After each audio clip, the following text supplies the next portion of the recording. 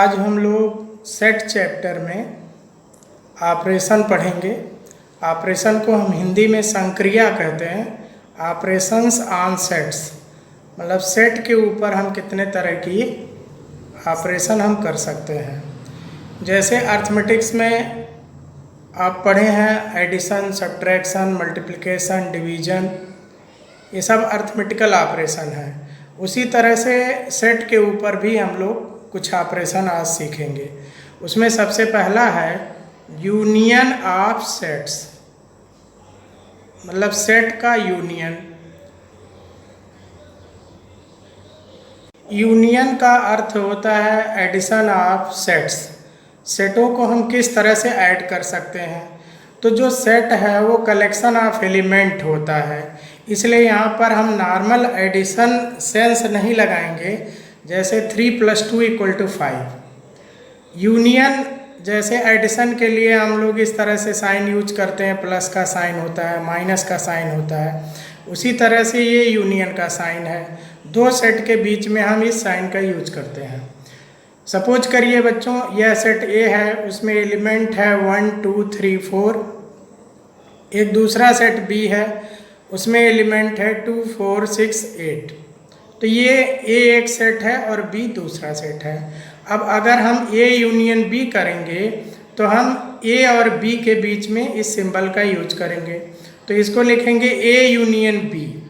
अब ये union B का मतलब ये हुआ कि हम दोनों सेट के एलिमेंट को मिला करके लिख देंगे। अब सेट ए में एलिमेंट है 1 2 3 4 और बी में है 2 4 6 8। तो आप बच्चों ध्यान दीजिएगा, 2 4 इसमें भी है, 2 4 इसमें भी है। तो जब दोनों सेट के एलिमेंट को एक साथ लिखेंगे तो 2 4 2 बार आ जाएगा। तो सेट का ये रूल होता है कि किसी भी एलिमेंट को हम एक बार लिखेंगे। तो पहले हम इस सेट के एलिमेंट को लिख दिए 1 2 3 4। अब 2 4 इसमें आ चुका है तो 2 4 हम फिर से नहीं लिखेंगे, 6 और 8 लिख दिए। तो इस तरह से ये यूनियन बी में एलिमेंट मिला 1 2 3 4 6 8। इन एलिमेंट्स पर आप ध्यान देंगे, इनकी क्या प्रॉपर्टी है। जैसे देखिए 1 एलिमेंट ए में है लेकिन बी में नहीं है, 6 एलिमेंट बी में है लेकिन ए में नहीं है, लेकिन 4 जो है वो ए में भी है और बी में भी है, दोनों में भी है। यानी ए यूनियन बी में ऐसे एलिमेंट आते हैं जो ए में होते हैं या बी में होते हैं या दोनों में होते हैं। तो इन तीन चीज़ को हम मैथमेटिकली कैसे लिखते हैं। ए यूनियन बी को हम लोग सेट बिल्डर मेथड में कैसे लिखेंगे। देखिए x such that x is element of A और x is element of B. यहाँ पर बच्चे कुछ गलती कर देते हैं। r का मतलब समझ बैठते हैं कि x या तो a में होगा तो b में नहीं होगा, या b में होगा तो a में नहीं होगा। ये गलत अर्थ है। r का मीनिंग होता है कि x बिलोंग टू a और b आर बोथ। ये तीन मीनिंग इसमें निकलता है। माने ए यूनियन बी में ऐसे एलिमेंट आएंगे जो ए में बिलोंग करेगा या बी में बिलोंग करेगा या दोनों में बिलोंग करेगा। ये चीज़ आपको समझना चाहिए। तो इस तरह से ये सिंपल प्रोसीजर है यूनियन ऑफ सेट्स। हम कई सेट का भी यूनियन निकाल सकते हैं। उन सभी के एलिमेंट्स को कलेक्ट करके एक जगह पे लिखा जाएगा, लेकिन ध्यान देना है किसी एलिमेंट को हम रिपीट करके नहीं लिखेंगे।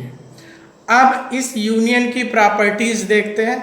यह यूनियन किन प्रॉपर्टीज़ को होल्ड करता है। तो सबसे पहला property A union B = B union A. यानी ए और बी का यूनियन करिए या बी और ए का यूनियन करिए तो हमें रिजल्ट सेम मिलता है। इसको हम कम्यूटेटिव लॉ कहते हैं, हिंदी में इसे क्रम विनिमय नियम कहते हैं। जैसे 2 + 3 = 3 + 2 एडिशन कम्यूटेटिव लॉ को होल्ड करता है, लेकिन सब्ट्रैक्शन कम्यूटेटिव लॉ को होल्ड नहीं करता है। तो जो यूनियन ऑपरेशन है वो कम्यूटेटिव लॉ को होल्ड करता है। दूसरा, अगर आपके पास 3 सेट है ए बी और सी, ए और बी का यूनियन करके उसके बाद आप सी का यूनियन करिए, या बी और सी का यूनियन करके तब ए का यूनियन करिए, तो आपको रिजल्ट सेम मिलेगा। इसको हम एसोसिएटिव लॉ कहते हैं, इसको हिंदी में साहचर्य नियम कहते हैं। इसको साहचर नियम कहते हैं। अब बच्चों एक टर्म यूज होता है बार बार, आइडेंटिटी।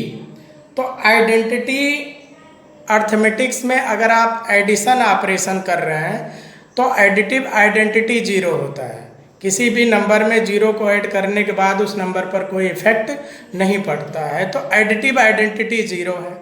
और मल्टीप्लिकेटिव आइडेंटिटी वन होती है, क्योंकि किसी भी नंबर को वन के साथ मल्टीप्लाई करने पर उस नंबर पर कोई इफेक्ट नहीं पड़ता है, जैसे 7 × 1 = 7। उसी तरह से यूनियन ऑपरेशन में जो 5 नल सेट या एम्प्टी सेट होता है वो आइडेंटिटी का काम करता है। यानी किसी भी सेट के साथ अगर हम एम्प्टी सेट का यूनियन करेंगे तो हमें फिर वही सेट प्राप्त होगा। तो यहाँ पर यूनियन के लिए जो आइडेंटिटी है वह है 5। अगली प्रॉपर्टी आप देखेंगे, किसी भी सेट में उसी सेट के साथ यूनियन करने पर हमको फिर वही सेट प्राप्त होता है, यानी ये यूनियन A = A होता है।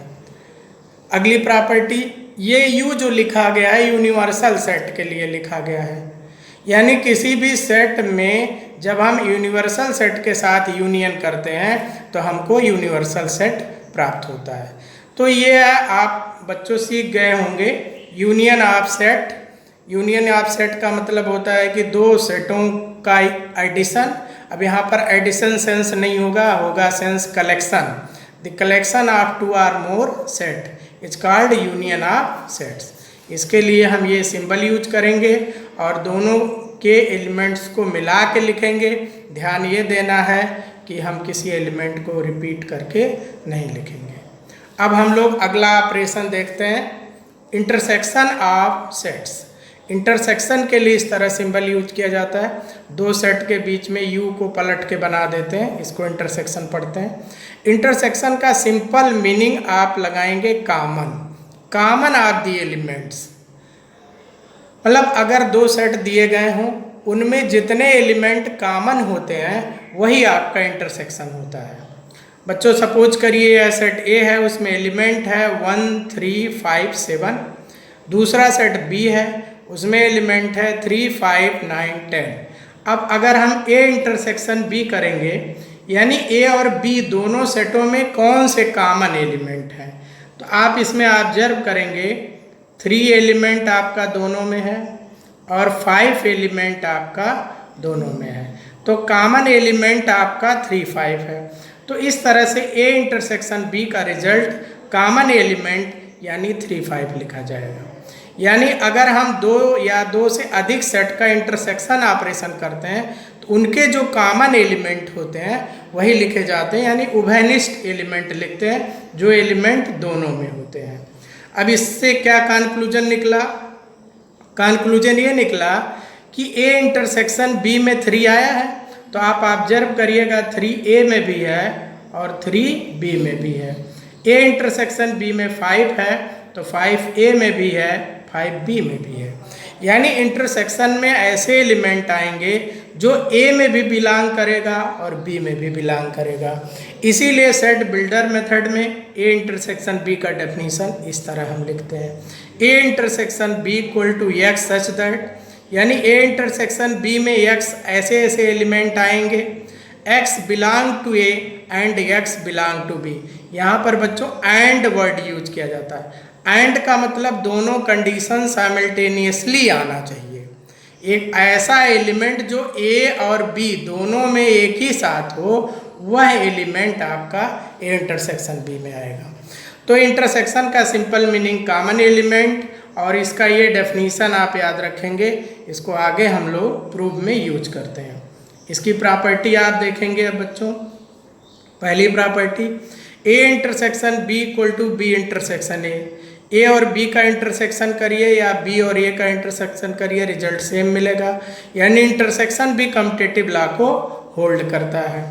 दूसरा, अगर आपके पास 3 सेट हैं, A और B का इंटरसेक्शन करके तब C का इंटरसेक्शन करिए या B C का इंटरसेक्शन करके तब A का इंटरसेक्शन करिए, तो रिजल्ट सेम मिलता है। यानी यह इंटरसेक्शन भी एसोसिएटिव लॉ को होल्ड करता है। प्रॉपर्टी नंबर 3 आप देखेंगे, 5 यानी null set empty set. Null set या एम्प्टी सेट का किसी भी सेट के साथ अगर आप इंटरसेक्शन करेंगे तो आपको एम्प्टी सेट मिलेगा। मतलब ये हुआ कि अब फाई मतलब कोई भी एलिमेंट इसमें नहीं है और इसके साथ जब इंटरसेक्शन आप करेंगे किसी भी सेट का, अब देख लीजिए, मान लीजिए ये सेट ए है, उसमें एलिमेंट है 1 2 3। अब बताइए इन दोनों में कॉमन एलिमेंट क्या होगा? कुछ नहीं होगा, यानी रिजल्ट मिल गया फाई। इसीलिए यहाँ पे लिखा गया है फाई और किसी भी सेट का इंटरसेक्शन फाई होगा। किसी भी सेट का उसी सेट के साथ इंटरसेक्शन करने पर ए मिलेगा, यानी A intersection A equal to A. और ये आपकी जो 5वीं प्रॉपर्टी है, ये बहुत इंपॉर्टेंट प्रॉपर्टी है, इसको आप लोग ध्यान रखिएगा। इसको हम लोग डिस्ट्रीब्यूटिव लॉ कहते हैं, इसको डिस्ट्रीब्यूटिव लॉ कहते हैं। यह इंटरसेक्शन और यूनियन दोनों को मिला के इसको लिखा जाता है। इसको हिंदी में वितरण नियम कहते हैं। ये आप अर्थमेटिक्स में भी इस तरह की चीज़ करते हैं, जिस तरह ब्रैकेट खोला जाता है उसी तरह की एक्टिविटी है। A intersection B union C, तो ए का इंटरसेक्शन बी के साथ भी होगा, ए का इंटरसेक्शन सी के साथ होगा। तो ए इंटरसेक्शन बी, फिर ए इंटरसेक्शन सी, और ये बीच में यूनियन है, यूनियन यहाँ आ गया। तो इसको हम लोग डिस्ट्रीब्यूटिव लॉ कहते हैं, हिंदी में इसको हम लोग वितरण का नियम कहते हैं। अब हम लोग अगला ऑपरेशन देखते हैं, डिफरेंस ऑफ सेट्स। इसको आप सब्ट्रैक्शन भी कह सकते हैं कि एक सेट में से दूसरे सेट को किस तरह हम सब्ट्रैक्ट करते हैं। तो इस तरह का जो माइनस का जो साइन होता है वही साइन यहाँ भी यूज किया जाता है। तो चूंकि ये कलेक्शन ऑफ एलिमेंट है तो डिफरेंस में एलिमेंट ही कम हो जाएगा। तो सबसे पहले आप इसका एक एग्जाम्पल देखेंगे, उसके बाद हम लोग डेफिनीशन पर आएंगे। बच्चों ये कोई सेट ए है, उसमें एलिमेंट है 1 2 3 4, और दूसरा सेट बी है, उसमें एलिमेंट है 1 3 5 7। अब हमको करना है ए माइनस बी। अब आप ऑब्जर्व करिए कि इस ए माइनस बी, तो ए के कलेक्शन में से बी के कलेक्शन को निकाल देना है। तो आप बताइए कि जब ए के कलेक्शन में से बी का कलेक्शन निकालेंगे, तो चलिए हम बी को निकालने की बात कर रहे हैं। सबसे पीछे देखिए, बी में है 7, तो 7 को ए में से निकालना है। तो जब ए में 7 है ही नहीं तो 7 कहाँ से निकलेगा? चलिए, बी में है 5 को ए में से निकालना है, तो ए में 5 है ही नहीं। चलिए अब आ जाइए 3 को ए में से निकालना है, तो ये एलिमेंट आपका निकल गया, यह ए 3 निकल गया ए में से, ध्यान रखिएगा। अब बी में है 1 को ए में से निकालना है, तो 1 निकल गया, 3 निकल गया, यानी जो कॉमन एलिमेंट है वही निकल रहा है। एक बात इसमें आपको ध्यान देना है, ए माइनस बी में ए के बचे हुए एलिमेंट को लिखा जाता है। मतलब ए में से बी को जो निकालेंगे तो जो ए में बचेगा, बी में कुछ फालतू एलिमेंट है, एक्स्ट्रा एलिमेंट है, उसको आपको नहीं ध्यान देना है। तो देखिएगा, ए में से जब बी निकाल दिए तो 1 3 तो निकल गया, जो कॉमन था वही निकल गया। अब आपका बच रहा है 2 4। तो इस तरह से ए माइनस बी की वैल्यू 2 4 आपकी हो गई। अब इसी पर एक अगला ऑपरेशन आप लोग देखेंगे, ए माइनस बी। अब इस ए माइनस बी में क्या मिल रहा है? ए माइनस बी में 2 4 आ रहा ना, तो आप ध्यान दीजिएगा 2 ए में है लेकिन बी में नहीं है, 4 ए में है लेकिन बी में नहीं है।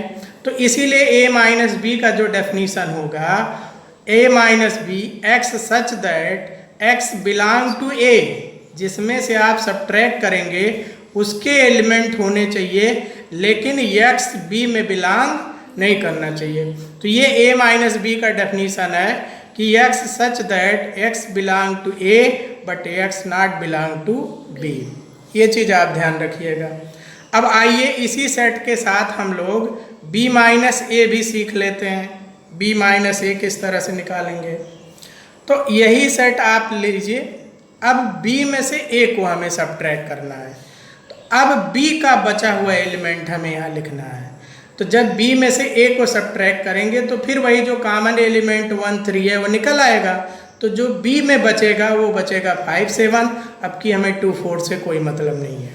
यानी ये बात आप ठीक से समझ लीजिए कि जब आप a माइनस बी करेंगे, जिसमें से आप सब्ट्रैक्ट करेंगे, उसी के बचे हुए एलिमेंट इसमें लिखा जाता है।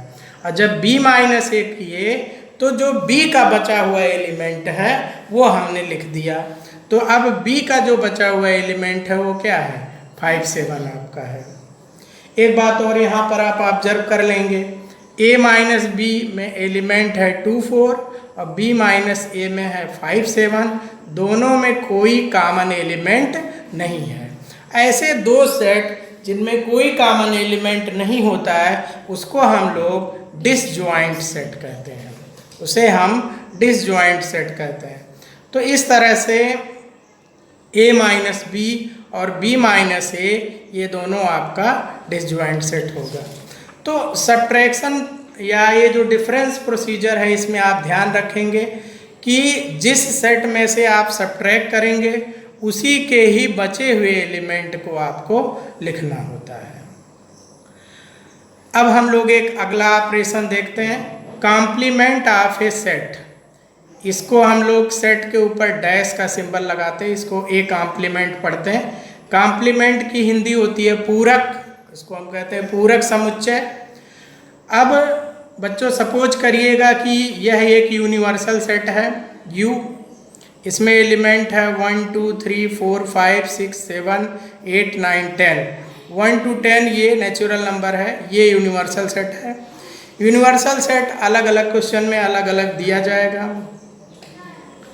और यह कोई सेट है A, उसमें एलिमेंट आपका है 2 4 6 8 10। अब A कॉम्प्लीमेंट का ये मतलब होता है बच्चों कि यूनिवर्सल सेट में से, ये यूनिवर्सल सेट है, यूनिवर्सल सेट में से उस सेट को आप निकाल दीजिए। यूनिवर्सल सेट में से उस सेट को आप निकाल दीजिए तो जो बचे हुए एलिमेंट होंगे वो ए कॉम्प्लीमेंट बनाएगा। यानी ए कॉम्प्लीमेंट का ये फार्मूला आप यूज कर सकते हैं कि A complement equal to universal set minus A. अब आप यहीं पे ऑब्जर्व कर लीजिए, देख लीजिए, यूनिवर्सल सेट में एलिमेंट है 1 2 3 4 5 6 7 8 9 10 और सेट ए में ये 2 4 6 8 10 है। जब इस यूनिवर्सल सेट में से सेट ए को निकालेंगे तो आप ध्यान दीजिएगा, सेट ए में 2 है तो 2 निकल गया, 4 है 4 निकल गया, 6 निकल जाएगा, 8 निकल जाएगा और 10 निकल जाएगा सेट यूनिवर्सल सेट में से। तो u माइनस ए का मतलब है कि u में जो एलिमेंट शेष बच रहे हैं, तो a में u में कौन सा एलिमेंट बचेगा? 1 3 5 7 9, ये आपका बच जाएगा। तो इस तरह से कॉम्प्लीमेंट ए कॉम्प्लीमेंट में जो एलिमेंट आया वो 1 3 5 7 9 होगा। तो ये ए कॉम्प्लीमेंट आपका है। ए और ए कॉम्प्लीमेंट दोनों के एलिमेंट को आप ध्यान दीजिएगा, यूनिवर्सल सेट में 1 to 10 है, ए में 2 4 6 8 10 है और ए कॉम्प्लीमेंट में 1 3 5 7 9 है। आप बहुत गौर से ऑब्जर्व करिएगा, ए और ए कॉम्प्लीमेंट में कोई भी एलिमेंट कॉमन नहीं है। यानी ए और ए कॉम्प्लीमेंट का जो इंटरसेक्शन होगा वो 5 होगा।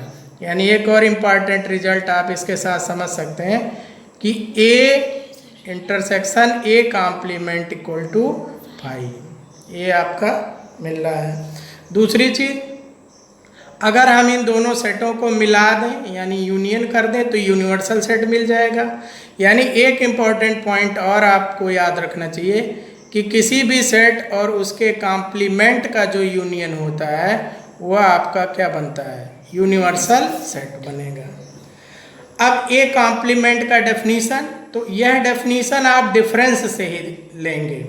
ए कॉम्प्लीमेंट में यू के एलिमेंट रहेंगे लेकिन वह ए में नहीं होगा।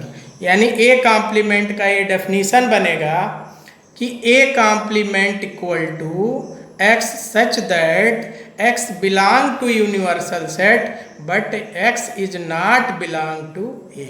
ये डेफिनीशन है बच्चों यूनियन का, इंटरसेक्शन का, डिफरेंस का, कॉम्प्लीमेंट का, सब में जो ये डेफिनीशन बताया जा रहा है आपको, ये डेफिनीशन याद रखिएगा, इसका यूज हम लोग प्रूफ के क्वेश्चन में करते हैं। अब यह बच्चों जो कॉम्प्लीमेंट निकल चुका है, इस कॉम्प्लीमेंट का हम फिर से कॉम्प्लीमेंट करते हैं। तो अब आप कैसे करेंगे कॉम्प्लीमेंट का कॉम्प्लीमेंट? यूनिवर्सल सेट में से ए कॉम्प्लीमेंट को सब्ट्रैक्ट करना है। यूनिवर्सल सेट आपका 1 2 3 4 5 6 7 8 9 10 और ए कॉम्प्लीमेंट आपका ये है 1 3 5 7 9। अब 1 to 10 एलिमेंट्स में से 1 3 5 7 9 आपको निकाल देना है, तो बचेगा एलिमेंट 2 4 6 8 10। इसमें जो एलिमेंट बचेगा होगा 2 4 6 8 10 और यह जो 2 4 6 8 है वो आप ध्यान दीजिएगा, वो आपका सेट ए है। यानी यहाँ से एक इम्पोर्टेंट रिजल्ट हमें मिल रहा है कि किसी भी सेट के कॉम्प्लीमेंट का जब हम फिर कॉम्प्लीमेंट करते हैं तो हमको वही सेट फिर से प्राप्त होता है। यानी यह एक इम्पोर्टेंट रिजल्ट है, complement of A complement equal to A. ये एक इम्पोर्टेंट रिजल्ट है, इसको याद रखिएगा। अब हम लोग सेट में एक इम्पोर्टेंट टॉपिक सीखते हैं, वेन डायग्राम। तो एक मैथमेटिशियन थे जॉन वेन, उन्हीं के नाम पर ये नाम रखा गया है वेन डायग्राम, ये एक्चुअल में उनका नाम है। उन्होंने सेट को फिगर के रूप में रिप्रेजेंट करने का एक बहुत ही अच्छा तरीका बताया। उसके द्वारा जो सेट को है उसे हम प्रॉपर रिप्रेजेंट कर पाते हैं फिगर के माध्यम से, जिससे हमें समझना काफ़ी कुछ आसान हो जाता है। तो इस वेन डायग्राम को हम कैसे बनाते हैं, एक एग्जाम्पल से आइए हम लोग सीखते हैं। बच्चों सपोज करिए एक यूनिवर्सल सेट है, उसमें एलिमेंट है 1 2 3 4 5 6 7 8 9 10। यह एक सेट ए है, उसमें एलिमेंट है 2 4 6 8 और सेट बी है, उसमें एलिमेंट है 1 2 3 4। वेन डायग्राम को बनाने का जो तरीका होता है उसके लिए हम एक रेक्टेंगुलर बॉक्स बनाते हैं, एक आयताकार चित्र बनाते हैं। यह जो रेक्टेंगुलर बॉक्स होता है ये यूनिवर्सल सेट को डिनोट करता है, ये पूरे यूनिवर्सल सेट को डिनोट करता है रेक्टेंगुलर बॉक्स। और जो सेट होता है, जैसे सेट ए है सेट बी है, तो इस सेट के लिए हम लोग इस तरह से सर्किल खींचते हैं, इस तरह से सर्किल खींचते हैं। सर्किल को एक दूसरे पर ओवरलैप करके बनाते हैं। उसका ये रीज़न होता है कि उन सेट में कुछ एलिमेंट कॉमन हो सकते हैं। तो जो ये ओवरलैप रीजन होता है इसमें हम कॉमन एलिमेंट को रखते हैं। अब देखिए सेट ए में 2 4 6 8, बी में 1 2 3 4। बच्चों आप ऑब्जर्व करिएगा 2 दोनों में है और 4 आपका दोनों में है। तो जो ए और बी जो दोनों सेट है उसमें कॉमन एलिमेंट 2 4 है। तो जो इधर वाला सर्किल है ये सेट ए को डिनोट कर रहा है और जो इधर वाला सर्किल है वो सेट बी को डिनोट कर रहा है। यह जो कॉमन पोर्शन है ये कॉमन एलिमेंट उसमें आप लिखेंगे। तो जो कॉमन एलिमेंट है वो आप 2 4 लिख दीजिए। अब सेट ए में है 2 4 6 8। आप ऑब्जर्व करिएगा इस वाले सर्किल में 2 4 लिखा जा चुका है। अब 6 8 लिख दीजिए। तो इस सेट ए में जो पूरे एलिमेंट 4 2 4 6 8 सब आ गया। अब बी में है 1 2 3 4। तो ये आपका सर्किल बी है, इसमें 2 4 लिखा जा चुका है। तो आप 1 3 और लिख दीजिए तो ये आपका पूरा सेट बी हो गया। तो इस तरह से इस फिगर के माध्यम से कॉमन एलिमेंट को बीच में रख करके और बाकी एलिमेंट को हम रखते हैं, तो उससे हम लोग सेट को प्रॉपर रिप्रेजेंट कर पाते हैं फिगर में। अब 1 2 3 4 6 8 ए और बी में आ गया, लेकिन हमारा जो यूनिवर्सल सेट है उसमें तमाम एलिमेंट आपके बच रहे हैं। जैसे 5 तो इसको बाहर कर दिए, 7 9 10। अब ए और बी के सर्किल के बाहर 5, 7, 9 और 10 है। इसका मतलब है कि यूनिवर्सल सेट ये पूरे रेक्टेंगुलर बॉक्स में तो 1 to 10 सारे एलिमेंट आपको दिख रहे हैं। सेट ए में 2, 4, 6, 8 दिख रहा है, सेट बी में 1, 3, 2, 4 दिख रहा है और ये एलिमेंट बाहर है। यानी ये जो पूरा इंफॉर्मेशन है universal set, set A, set B, ये पूरा इंफॉर्मेशन इस एक सिंगल फिगर में रिप्रेजेंट कर दिया गया। तो इस डायग्राम को हम लोग वेन डायग्राम कहते हैं। अब बच्चों जो ऑपरेशन अभी आपने सीखा है यूनियन, इंटरसेक्शन, डिफरेंस, उनको भी हम वेन डायग्राम में शो कर सकते हैं, रिप्रेजेंट कर सकते हैं। तो किस तरह से रिप्रेजेंट करते हैं देखिएगा। ये आपका रेक्टेंगुलर बॉक्स है, ये यूनिवर्सल सेट है पूरा, ये सेट ए है, यह सेट बी है।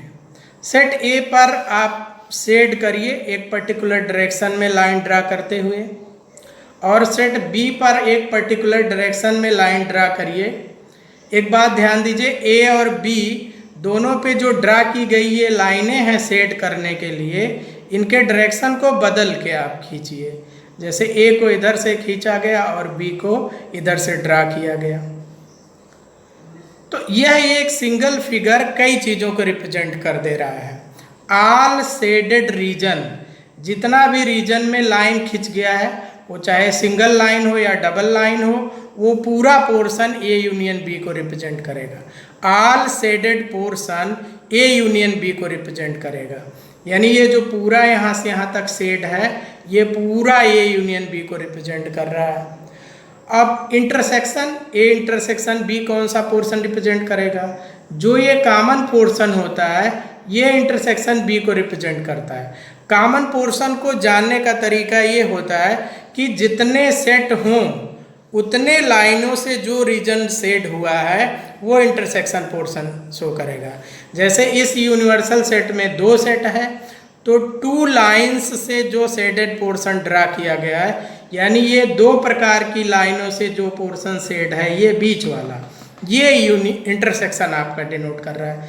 तो जो ये मिड पोर्शन है, ये इंटरसेक्शन डिनोट कर रहा है। ऑल शेडेड पोर्शन आपका यूनियन डिनोट कर रहा है। अब आ जाइए दूसरा, यह एक रेक्टेंगुलर बॉक्स है, ये यूनिवर्सल सेट को डिनोट कर रहा है। यह कोई सेट ए है, तो ए कॉम्प्लीमेंट का मतलब होता है कि ए को छोड़कर बाकी शेष सब, तो ए के बाहर जितना ये शेडेड रीजन है, ये ए कॉम्प्लीमेंट को डिनोट कर रहा है। अगर यह ए है तो यह ए कॉम्प्लीमेंट आपका होगा, उसके बाहर वाला। अगर यह बी आप कह रहे हैं बाहर वाले को, तो इस सर्किल को बी कॉम्प्लीमेंट आप कहेंगे। इसीलिए ए और ए कॉम्प्लीमेंट में कोई भी एलिमेंट कॉमन नहीं होता है। एक अगला रिप्रेजेंटेशन आप देखेंगे, डिफरेंस ए माइनस बी। तो यह सेट ए है, इसमें से बी को निकाल दीजिए। तो जब बी निकाल देंगे तो यही जो कॉमन पोर्शन है वही निकलेगा। तो ये जो शेडेड पोर्शन है, ये ए माइनस बी को डिनोट कर रहा है, और जो इधर का शेडेड पोर्शन होगा वो बी माइनस ए होगा। यह जो शेडेड पोर्शन है ये आपका बी माइनस ए होगा।